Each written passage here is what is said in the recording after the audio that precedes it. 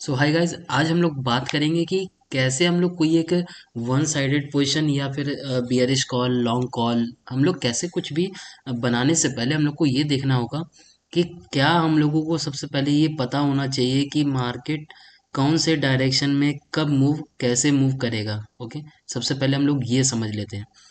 इस साइड अगर आप लोग देखोगे तो मेरा इंडिया विक्स का चार्ट खुला हुआ है, इधर मेरा निफ्टी का चार्ट खुला हुआ है। ठीक है, ये रहा इंडिया विक्स और ये रहा मेरा निफ्टी। ओके, तो सबसे पहले अभी हम लोग अगर देखें तो कल अगर निफ्टी के लिए अगर हम लोग बात करें, कल है 30 दिसंबर, आज है 29 दिसंबर। तो आज की अगर बात करें तो हम लोग का निफ्टी जो है 13.25 पे क्लोजिंग है। ओके, 13.25 पे क्लोजिंग है और हम लोग का वैल्यू आज निकल के आया है कल के लिए 0.69।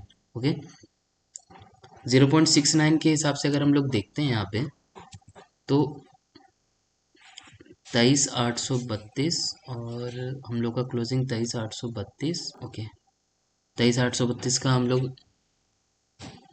मार्क कर लिए एक, और हम लोग का वैल्यू निकल के आया है 0.69। हम लोग इसको यहाँ पे मार्क कर लेते हैं और जस्ट डाउन साइड के लिए भी अगर हम लोग देखें तो 0.69 जस्ट यहीं पे है। तो कल के लेवल्स के लिए अगर हम लोग देख लें तो लेवल्स क्या है, 23,996 और नीचे के लिए 23,666। अब हम लोग देखते हैं कि अगर हम लोग को अब कोई पोजीशन बनाना है तब हम लोग कैसे क्या पोजीशन बना सकते हैं। ओके, अब जैसे मान लीजिए कि कल मार्केट अगर, जैसे हम लोग का क्लोजिंग 23,832 है और अब अगर मार्केट 23,400 के अराउंड अगर मार्केट ट्रेड कर रहा है तब हम लोग को ऑप्शन सेलिंग साइड में क्या जाना चाहिए, अगर वन साइडेड अगर आप लोग कोई ट्रेड प्लान कर रहे हैं तो।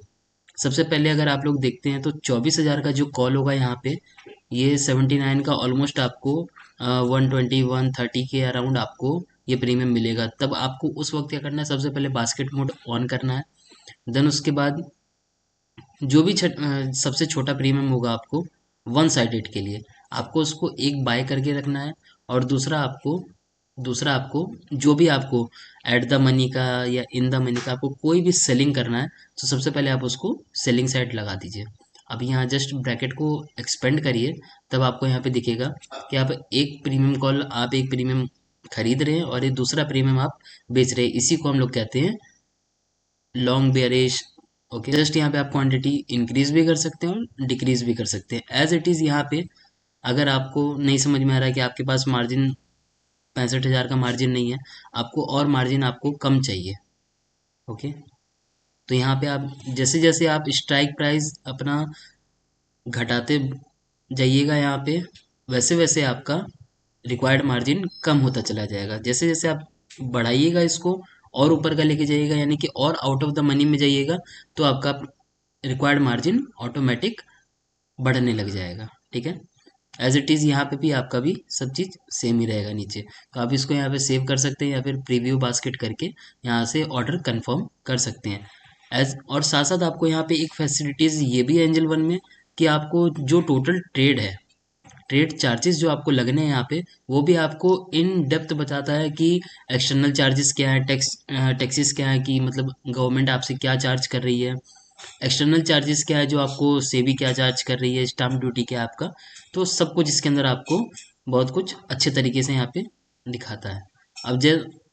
अब जब कल अगर मार्केट जब खुलता है उस वक्त आपको बास्केट मोड जब ऑन करिएगा आप तो 23,400 के अराउंड जब आप इसको सेलिंग करते हैं तो प्रीमियम, ऑल दो अगर आपका मार्केट अगर वापस से 23,800 के अराउंड आता है तो प्रीमियम वापस से आपका 120 के अराउंड, जब आप ये इसको देखिएगा 120 130 या 150 के अराउंड आपको ये प्रीमियम दिखेगा, ऑटोमेटिक ये 50 60 70 पॉइंट ऑटोमेटिक टूट जाएगा। तो ऑप्शन सेलिंग का ये फायदा है और वन साइडेड पोजीशन का भी ये फायदा है। नुकसान इसमें क्या है कि अगर इन केस अगर मार्केट रिवर्स होता है यहाँ से तो आपका नुकसान हैवी होने का चांस रखता है। लेकिन इंडेक्स में, इंडेक्स के वाइज अगर आप कोई भी अगर प्रॉफिट एंड लॉस अगर इसके अंदर देखते हैं तो एक प्रॉपर स्ट्रक्चर के साथ ही आपको काम करना ज़रूरी है।